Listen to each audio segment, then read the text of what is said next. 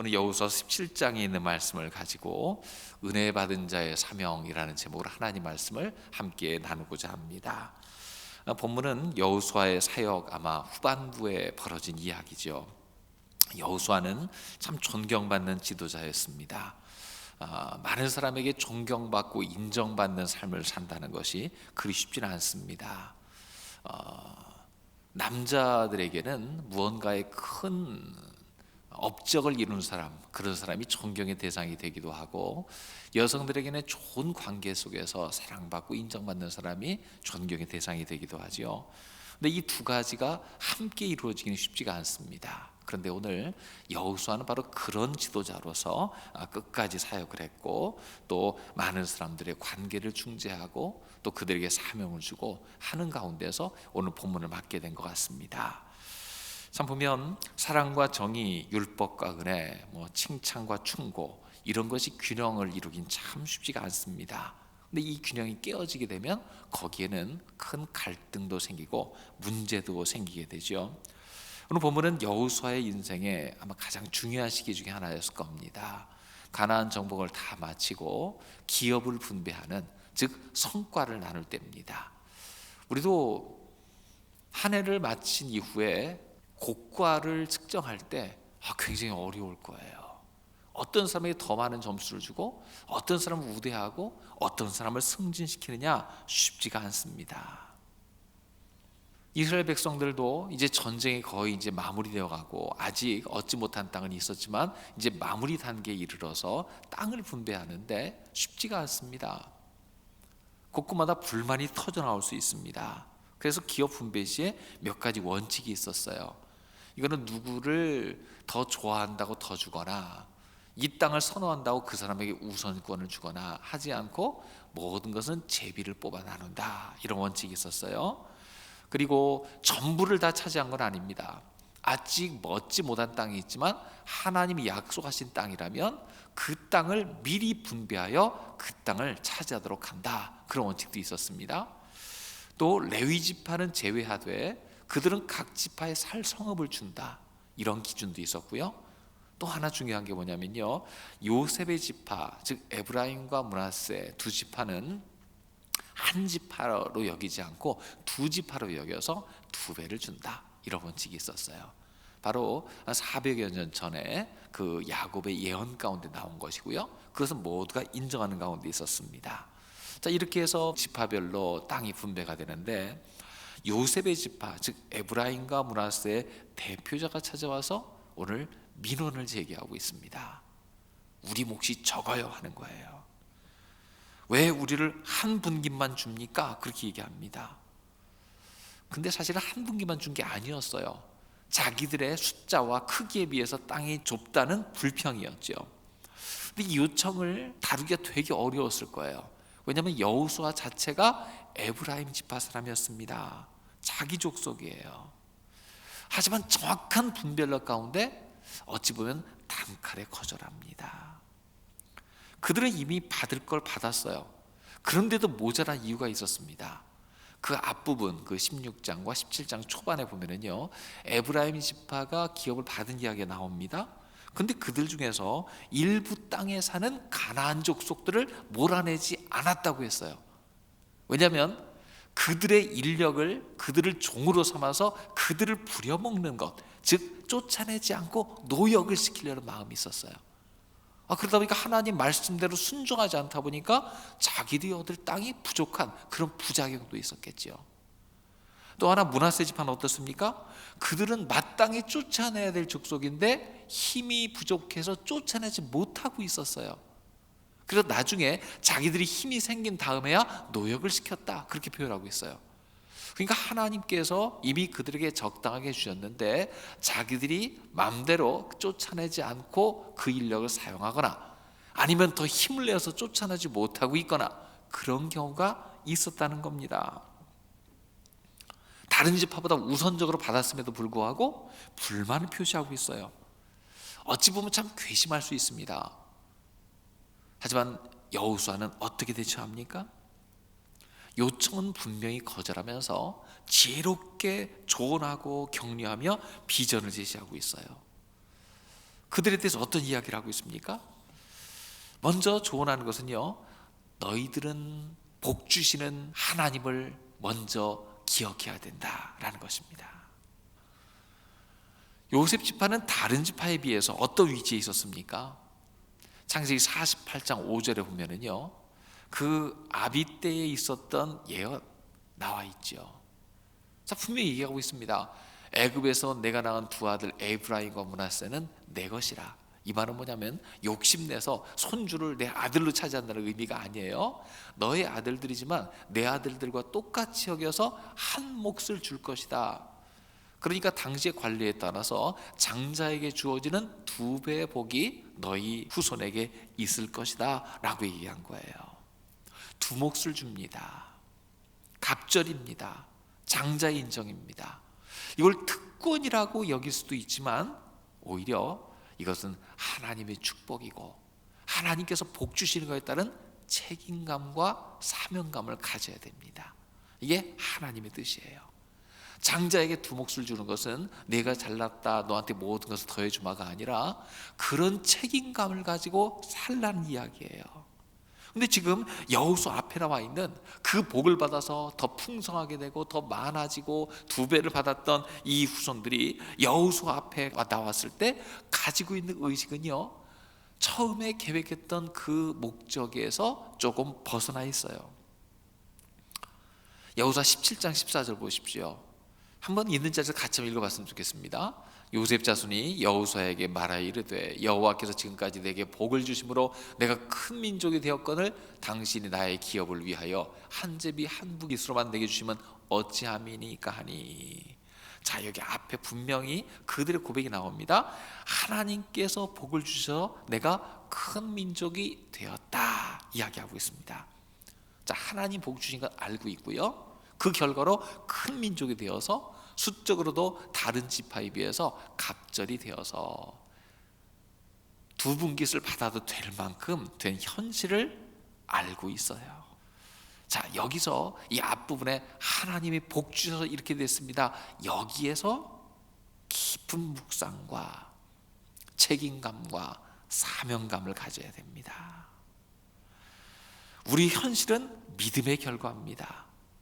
그래서 우리의 삶은 내가 어떻게 믿고 특별히 하나님을 어떻게 어떤 분으로 여기느냐에 따라 달라지게 되는 걸 볼 수 있어요. 신약성경에 나온 달란트의 비유가 있습니다. 한 달란트 받은 자는 하나님에 대해서 어떤 인식을 가졌냐면 하나님은 굳은 사람이라 인색한 주인으로 여겼습니다. 한 달란트 굉장히 큰 건데 인색한 주인으로 여겨서 그 그릇된 인식 가지고 그것을 파묻어 두었다가 그 인생은 비참해집니다. 하지만 2달란트, 5달란트 받은 사람 어떻습니까? 하나님은 복 주시는 분이다. 하나님 나에게 이것을 맡기셨다. 하나님의 바른 인식과 책임감을 가지고 열심히 일해서 2배를 남겨서 풍성한 결과를 누리게 되었습니다. 요셉 족속들에게 아쉬운 게 그거예요. 그 조상 요셉의 삶을 압니다. 모든 이스라엘 백성을 위해서 헌신했던 그 조상을 알고 있어요. 그에게 주신 예언도 알고 있습니다. 또 거기에 대한 믿음도 있습니다. 창세기 49장 22절에 보면은요, 요셉은 무성한 가지, 그 샘 곁에 무성한 가지라 그 가지가 담을 넘었도다 이야기하고 있습니다. 지경이 넓혀지고 확장되어 가는 그 조상에게 주어진 축복에서는 그것이 후손들에게서 이루어져서 자기 삶이 이루어진 것을 아마 알고 있을 겁니다.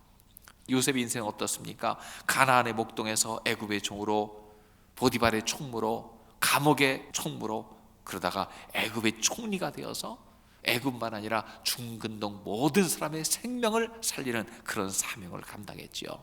하나님께서 복을 주셨을 때에 주변 사람들을 섬기고 살리고 살았습니다. 하나님 복 주실 때에 그 이유는 무엇입니까? 우리 인생의 지경이 넓어지고 더 많은 사람을 섬기고 사랑하며 복을 주는 존재, 즉 축복의 근원으로 살려는 하나님의 뜻인 줄로 믿습니다. 우리 모든 성도들은 다른 모든 사람보다 먼저 예수를 믿게 되었을 때 우리에게 주어진 사명이 분명합니다. 복의 근원으로 살라는 것입니다.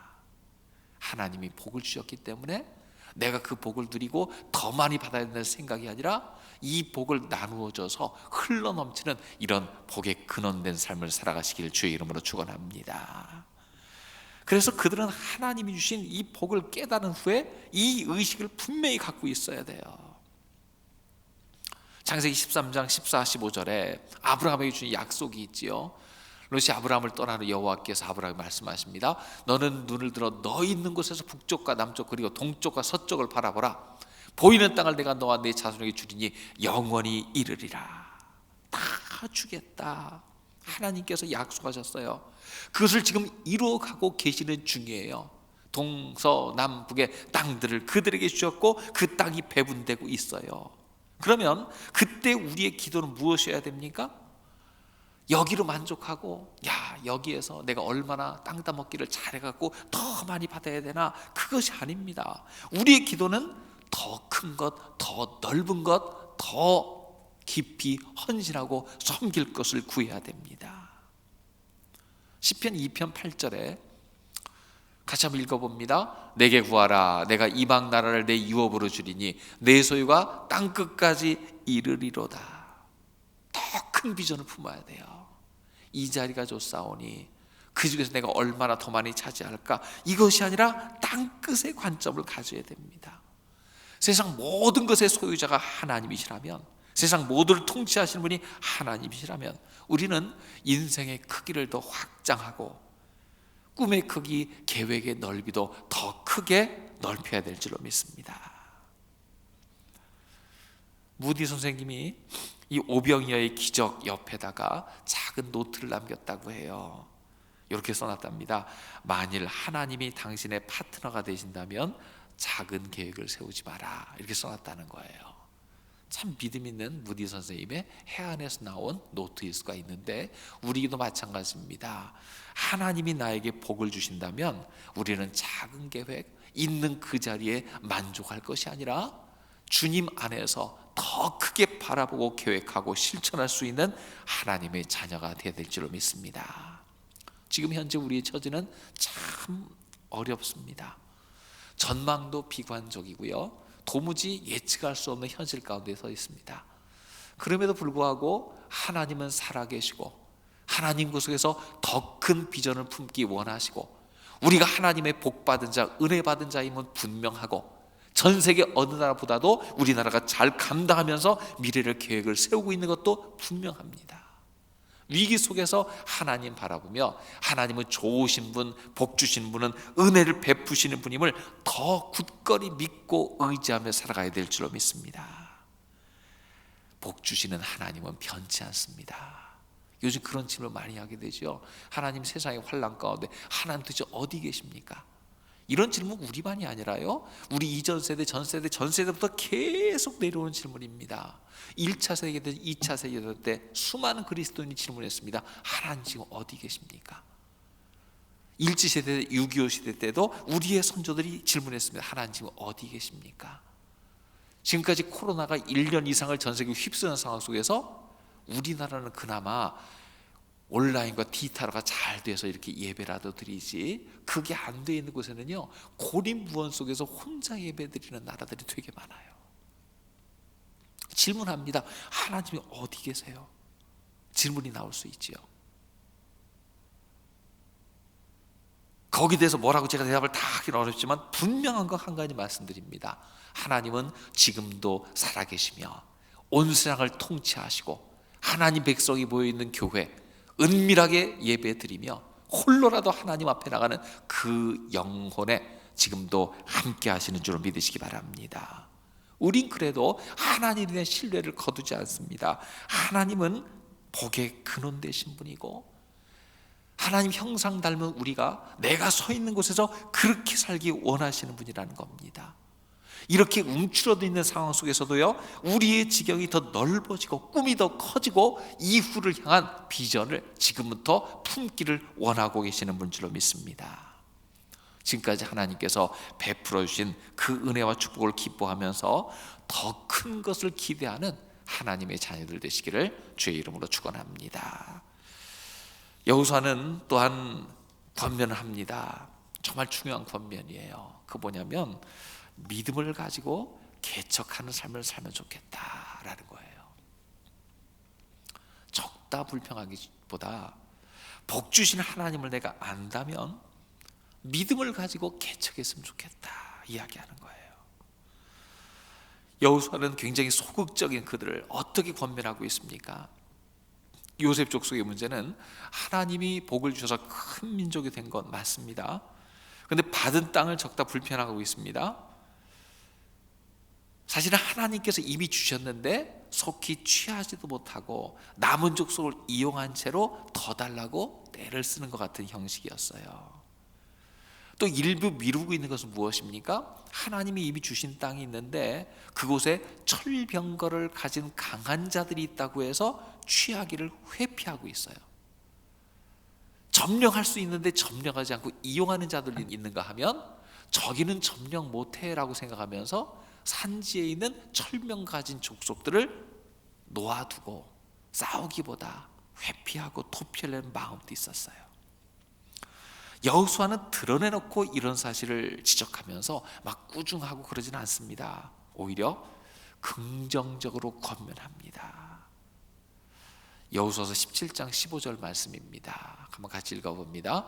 여호수아가 그들에게 이르되 내가 큰 민족이 되므로 에브라임 산지가 내게 너무 좁을진데 브리스 족속과 르바임 족속의 땅 삼림에 올라가서 스스로 개척하라 하니라.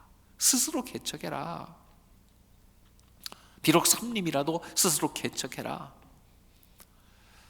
그러면 내가 능히 그들을 쫓아내리라 이야기하고 있어요. 긍정적인 마음, 개척 정신을 가진 사람의 자세는 좀 다르지요. 이런 긍정적인 마음을 가진 사람은요, 어떤 마음을 가집니까? 지금 있는 곳이 좁다 생각할 것이 아니라 하나님이 내게 주실 장소는 더 있다, 풍부의식을 가집니다. 의식이 가난하지 않습니다. 방법이 없습니다. 땅이 없습니다. 왜 이만큼만 주십니까? 하지 않습니다. 이런 의식은 가난한 자의 의식이에요. 가난의 의식, 핍절의식을 가진 사람은요, 없다, 내 목이 없다, 처리할 방법도 없다 그러면서 부정적인 마음이 그를 사로잡습니다. 하지만 풍부의식을 가지면은요, 아직도 세상은 넓고 나에게 주어진 몫은 내가 다 차지하지 못했다 생각합니다. 하나님이 주신 자원은 풍성하고 그 속에서 가능성을 열어냅니다. 지금 한정된 거 가지고 싸우는 것이 아니라 남이 하지 않은 일, 가지 않은 길을 기쁨으로 걸어가면서 새로이 개척해내는 정신을 가지죠. 지금도 참 어려운 시대지만 우리가 개척 정신을 가진 때인 줄로 믿습니다. 하나님께서 이럴 때에 하나님이 기적과 은혜로 더 풍성하게 우리의 지경을 넓혀 주실 줄로 믿습니다. 그래서 이런 생각을 가진 사람은 창조적 사고를 가지고 도전합니다. 새로운 것을 만들어내고 이미 있는 것을 새롭게 합니다. 그들이 받은 땅 중에서 아직 많은 분이 삼림이고 그곳은 뭐 땅이 없다 생각하고 있지만 삼림이고 강한 자가 그 자리를 차지하고 있다는 것은 무엇입니까? 지금은 삼림 그러면 개척만 생각하지만 산지는 당시에 요새와 같고 중요한 전략적 거점이었어요. 저 자리를 차지해야 전략적으로도 유리합니다. 그 자리는 꼭 차지해야 되는구나 생각할 수가 있죠. 산지기 때문에 여러 은폐, 엄폐가 가능하기 때문에 도전하기 참 어렵습니다. 그러면 창의적 사고를 가진 사람은 나무도 많고 높고 안 돼요 하는 것이 아니라 저기는 고지기 때문에 꼭 점령해야 되고 저기를 점령하면 목재도 많고 집 지을 제목이 공짜로 주어지니까 더 많은 것을 만들 수 있어요. 이런 거 생각합니다. 다르게 생각하고 접근하면은요, 어려운 주권이 오히려 기회가 됩니다. 그러므로 하나님 앞에 기도하며 영감을 얻고 지혜를 얻고 살아야 될 줄로 믿습니다. 예레미야 33장 2절 3절 말씀입니다. 같이 한번 읽어봅니다. 이를 행하시는 여호와, 그것을 만들며 성취하시는 여호와, 그의 이름을 여호와라 하는 이가 이와 같이 이르시도다. 너는 내게 부르짖으라. 내가 내게 응답하겠고 내가 알지 못하는 크고 은밀한 일을 내게 보이리라. 힘들고 어려울 때일수록 이를 행하시는 여호와, 성취하시는 하나님을 바라봐야 될 줄로 믿습니다. 그럴 때에 하나님이 응답하시고 크고 비밀한 일을 내게 보이실 줄로 믿습니다. 요즘 그런 생각을 해봤어요. 이거 예배를 현장에서 모이지 못하니까 전도의 문이 막힌다. 왜냐하면 와서 등록도 하고 축하도 하고 교육도 하고 그래야 되잖아요. 근데 오히려 그런 생각도 해봤습니다. 전도의 문이 더 넓게 열릴 수도 있다. 그런 생각을 해봤어요. 직접 만나는 만남은 없지만 좀 소극적인 사람들이 호기심 삼아 교회 사이트에 찾아올 수 있는 기회가 훨씬 더 많아졌다는 겁니다.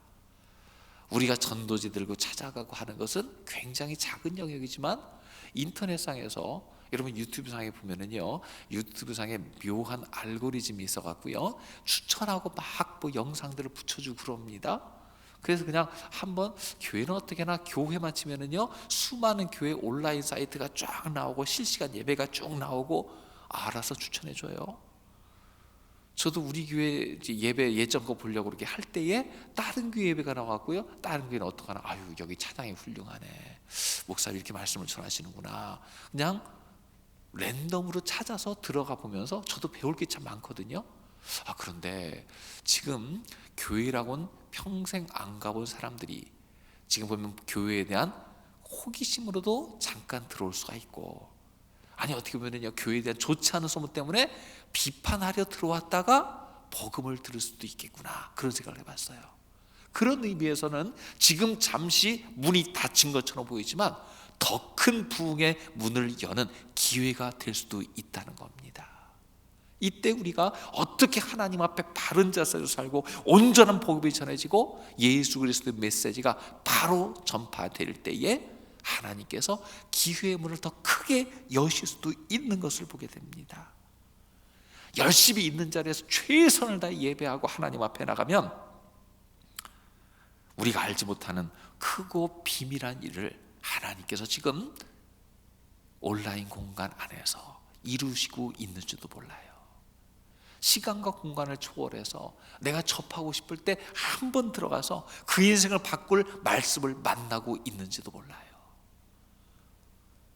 우리는 있는 자리에서 그저 최선을 다할 때에 하나님께서 역사하시면 내 생각 이외에, 내 계획 이외의 결과가 나타날 수도 있다는 거예요. 그래서 우리는 있는 곳에서 하나님 앞에 최선을 다할 뿐입니다. 특히 모험 정신을 가지고 도전하기를 게을리하지 말아야 됩니다. 모험하는 사람은 현실에 안주하지 않습니다. 새로운 것을 도전합니다. 새로운 역사 이루는 사람은요 남이 걸어간 길을 걷지 않고 안 간 길을 갑니다. 새로운 길을 갈 때 두려움과 위험이 많지만 그 장애를 극복해 갈 때에 하나님께서 역사하실 줄로 믿습니다. 철병과를 가진 사람과 어떻게 싸워요? 하고 있지만 여호수아도 알았어요. 그렇지만 여호수아는 뭐라고 권면합니까? 17장 18절에 보면 이렇게 권면하고 있어요. 그 산지도 내 것이 되리니 비록 삼림이라도 내가 개척하라 그 끝까지 내 것이 되리라. 가나안 족속이 비록 철병거를 가졌고 강할지라도 내가 능히 그를 쫓아내리라 말씀하고 있습니다. 여호수아도 지금까지 큰 두려움을 극복하면서 여기까지 왔지요. 그가 그 생각도 못했던 그 어마어마한 사명을 받았을 때 하나님께서 뭐라고 말씀하셨습니까? 여호수아 1장 9절에 하나님 말씀하셨습니다. 내가 내게 명한 것이 아니냐, 강하고 담대하라, 두려워하지 놀라지 말라, 내가 어디로 가든지 내 하나님 여호와가 너와 함께 하느니라 말씀하셨습니다. 여호수아도 그 하나님을 의지하여서 이 두려운 상황, 자기가 이루지 못할 것 같은 그 엄중한 사명을, 그 무게를 짊어지면서 여기까지 왔고, 자기가 두려울 때 들었던 그 하나님 말씀을 기억하면서 후배들을 격려하는 겁니다. 아무리 강해 보일지라도 너는 능히 쫓아낼 힘이 있다 말씀해 주고 있죠. 하나님을 믿고 모험의 길을 걸어가라는 것입니다. 우린 너무 안주하는 성향이 있고 이미 있는 것 쪼개서 서로 간에 다투려는 마음도 있는데, 이것을 넘어서서 우리가 도전하지 못했던 개척지로 나가는 믿음 우리 가운데 가져야 될 줄로 믿습니다. 이런 믿음으로 살 때 하나님이 주시는 선물이 승리의식이에요. 객관적 전력에서는 어렵습니다. 누가 봐도 힘든 것 같습니다. 최신 무기로 무장했습니다. 하지만 이 싸움이 개인의 싸움, 인간의 싸움이 아니라 하나님이 시키신 싸움, 하나님이 격려하는 현장이라면 달라집니다. 그들이 능력이 있어서 여리고를 싸워 이겼습니까? 그들이 힘이 있어서 다섯 왕의 대군과 싸워 이겼습니까? 그들이 능력이 있어서 시간을 연장해서 해가 멈추고 달이 멈추는 싸움을 했습니까? 하나님이 하신 일이잖아요. 하나님 의지할 때에 하나님의 도우심 받고 주님의 능력을 공급받을 줄로 믿습니다. 시편 105편 4절 말씀입니다. 같이 읽어보겠습니다. 여호와와 그의 능력을 구할지어다. 그의 얼굴을 항상 구할지어다. 항상 하나님의 얼굴, 그 능력을 구할 때에 주님께서 필요한 것으로 우리에게 공급해 주실 줄로 믿습니다. 예수님도 부활 승천하시면서 우리에게 무엇을 말씀하셨습니까? 하나님의 약속하신 것을 기다리라. 그 얼굴 구하라는 거예요. 그럴 때에 성령님께서 이 땅에 오셔서 우리 가운데 힘 주시고 능력 주시고 지혜 주시고 증거할 만한 모든 것들 우리에게 부어주셔서 그때 부어진 성령의 능력으로 지금까지 교회는 살아갈 수 있었습니다. 바울도 자기의 연약함을 자주 고백했죠. 그러나 연약함을 고백하는 것에만 끝나지 않고 빌립보 4장 13절 말씀처럼 내게 능력 주시는 자 안에서 내가 모든 것을 할 수 있느니라. 나는 연약하지만 능력 주시는 하나님이 계시면 나는 모든 것을 감당할 수 있다 이야기했습니다. 하나님이 허락하신 일이 분명하고 죄 짓는 일이 아니라면 결단과 믿음으로 스스로 개척하여 우리의 사업도 우리의 가정도 우리의 미래로 이루어갈 수 있는 우리 모두가 되시길 주의 이름으로 축원합니다. 마지막으로 격려를 통해서 성장하는 것을 우리는 보게 됩니다. 지금 여호수아는 그들을 꾸중할 수도 있었을 겁니다. 너희들은 동족으로서 왜 지도자된 나를 이렇게 속상하게 하냐? 너희들은 왜 이렇게 소극적이고 부정적이냐? 꾸짖을 수도 있었을 거예요. 그런데 그들이 지금까지 전쟁으로 지쳤어요. 성과를 얻고 싶어하고 당장 내 앞에 평안한 것을 원해요. 이해가 어느 정도 됩니다. 그래서 여호수아는 이스라엘 민족 물론 그의 족속인 요셉 지파에게 격려함으로써 그 부정적인 생각 혹은 그들이 가진 불만을 상쇄하고자 합니다. 비판하거나 꾸준하지 않아요. 너희는 큰 복받아 큰 민족 되었는데 땅은 조금이라고 왜 이렇게 불평불만이냐? 싸워서 얻어라. 뭐 그런 식으로 얘기하지 않습니다.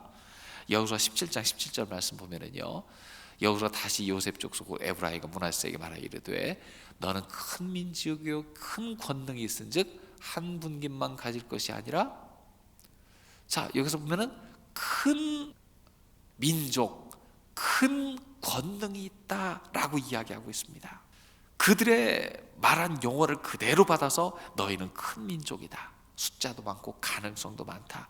큰 권능이 있다. 너희가 보지 못하는 능력, 너희가 깨닫지 못하는 능력이 있다고 격려해 줍니다. 그러니까 철병거로 무장한 자들이라도 쫓아낼 만한 가능성이 있다고 용기를 불어넣어 주는 거예요. 여러분, 사람은 격려를 통해 성장하는 줄로 믿으시기 바랍니다. 무언가를 비판하고 꾸지람하면은요, 거기에 대해서 반감을 가지거나 악을 품거나 복수하려 드는 마음이 우리 가운데 슬슬 피어나지만, 격려를 받으면은요, 그 격려를 통해서 성장하고 도전 정신을 갖게 되는 줄로 믿습니다. 올 한 해 연약해져 있는 혹은 움츠러져 있는 모든 사람들에게 풍성한 격려를 베풀어 주기를 주의 이름으로 축원합니다. 가정에서도 움츠러져 있는 자녀들에게 격려를 해주면 좋겠어요. 요즘 집에서 애들 볼 때 공부도 하러 가지 않고 집에서 어디 나갈 데도 없으니까 잘못하면 이제 방에서 있다 조금 심해지면 방구석 폐인이 된다고 그렇게 얘기하는데, 잠만 자고 있는 애들 보면 굉장히 속상하잖아요. 그럴 때 너는 왜 이렇게 잠만 자냐 하지 말고 말을 바꾸시면 돼요. 너는 밀린 짐을 지금 잘 자고 있구나. 에너지를 충전하여서 나중에 더 크게 쓰도록 하여라. 물론 속에서 이런 마음이 안 나와요. 그래도 격려해 줘야 됩니다. 공부하느라 얼마나 고생했는지 겨울잠 자듯이 너는 잘 자고 있구나. 네, 좋습니다. 어떻게든 격려해 줄 때 아이들이 정상화됩니다. 마찬가지예요. 장사도 안 되고 자영업도 힘들고 그렇잖아요. 이럴 때 기도하면서 이 코로나 이후에 어떤 사업이 잘 될지 지금 고민해 봅시다. 이전에도 사업이 잘 안 됐잖아요. 그러면 그 이후에 뭐가 잘 될지 하나님의 지혜를 구해 봅시다 하면서 격려해 줘야 됩니다. 사람은 격려를 통해 성장하는데 비판만 아니라 격려를 하고, 이럴 때일수록 하나님 앞에 지혜를 구하고 미래를 보는 능력을 구해서 하나님 영광에 쓰임받는 우리 모두가 되었으면 좋겠습니다. 요셉이 감옥에 가 있었지만, 종이 되었지만, 그 기간은 그 인생의 흑역사가 아니었어요. 그때에 배우고 성장하고 익히고 다 축적해놨다가 기회 왔을 때 기회를 확 잡았지 않습니까? 우리도 지금이 하나님께서 우리에게 주신 놀라운 기회가 될지도 몰라요. 지금 어떻게 하느냐, 무엇을 준비하느냐에 따라서 코로나 이후가 달라질 겁니다. 이 동족들이 좁다 생각할 때 그때가 기회입니다. 불만을 터뜨릴 것이 아니라 스스로 개척할 기회다. 땅을 더 넓힐 기회다. 두려워하던 종족들을 향해서 도전할 기회다 이야기하는 거예요. 여호수아는 그 동족들에게 자신도 알지 못하는 엄청난 잠재력이 있음을 일깨워주고 있습니다. 그들의 강점을 이야기해주고 있습니다. 스스로 개척토록 권면합니다. 큰 싸움을 앞두고 너희들은 왜 남은 자들 사역시키며 정리하지 않느냐, 왜 거기 문기적거리고 있느냐, 그러지 않습니다. 책망도 기술적으로 하는데 격려를 통해 책망하는 거예요. 너희에게 능력이 있는데 왜 움츠러들어 있느냐. 지금은 격려가 더 필요한 시점이거든요. 오히려 격려가 더 큰 책망이 될 때가 있잖아요. 작년 말에 탕자의 비유를 3주에 거쳐 나눴는데, 돌아온 탕자에게 과거를 문제 삼아서 너는 저기 들어가서 반성문 A4지 10장 써내라, 그렇게 하면 안 됩니다. 자기가 잘못한 거 다 알아요. 사랑하고 격려하면서 받아줄 때에 그 사랑 속에 더 큰 책망이 있고, 그 격려 속에 숨어있는 교훈이 있어서 그로 하여금 더 아버지께로 가까이 다가오게 할 줄로 믿습니다. 올 한 해를 시작하면서 우리에게도 꼭 필요한 제사가 그런 것 같아요. 서로 간의 격려, 위로가 필요합니다. 가정 내에서도 자녀에게 위로가 필요하고 격려가 필요하고요. 주눅 들어 있는 남편들에게도 위로와 격려, 가끔은 따끔한 책망도 필요하지만 위로와 격려가 필요합니다. 과거 잘못이 있어도요, 자꾸 들추거나 문제 삼지 않고 우리에게 있는 좋은 점, 하나님께 쓰시기 원하는 강점들을 캐내어서 서로 격려하면서 올 한 해도 주 안에서 승리하는 하나가 되시기 바랍니다. 예수님 보시면요, 예수님은 평생 동안, 전생에 동안 격려자로 가능성 발굴하는 사람으로 사신 것 같아요. 예수님 앞에 나오는 사람들은요, 예수님에게 막 책망받고 꾸지람 받는 것보다는 오히려 격려받았어요. 바리새인들에게 예수님께서 좀 독설도 하셨지만 그 이유는 무엇입니까? 그렇게라도 해서 자기들 속에 있는 문제를 깨닫기 원하신 거죠. 하지만 가난한 마음으로 온 사람들, 그런 사람들에게는 충분한 격려와 위로가 있었어요. 마태복음 4장 19절에 보면은요, 예수님 제자들에게 말씀하십니다. 나를 따라와라. 사람을 낚는 어부가 되게 하리라. 평생 물고기 낚으면서 언제까지 우리 물고기만 만져야 되나 했던 사람들이 물고기 아니라 사람들을 낚는 사람, 즉 사람들을 모으고 키우고 리더가 되려는 사람으로 그들에게 격려해 주셨어요. 요한복음 1장 47절에 보면 예수님 앞에 나다나엘이 있는데 예수님에 대해서 머뭇거리고 있어서 확신이 없었어요. 그런데 그에게 올 때에 이는 참으로 이스라엘 사람이라, 그 속에 간사한 것이 없도다 알아주셨어요. 그가 얼마나 하나님 앞에 선한 마음 품고 있는지를 알아주셨어요. 예수님 앞에 몸을 팔던 사람들이 나오게 되면요, 그 사람은 예수님의 증인이 되고 거룩한 성녀가 되었습니다.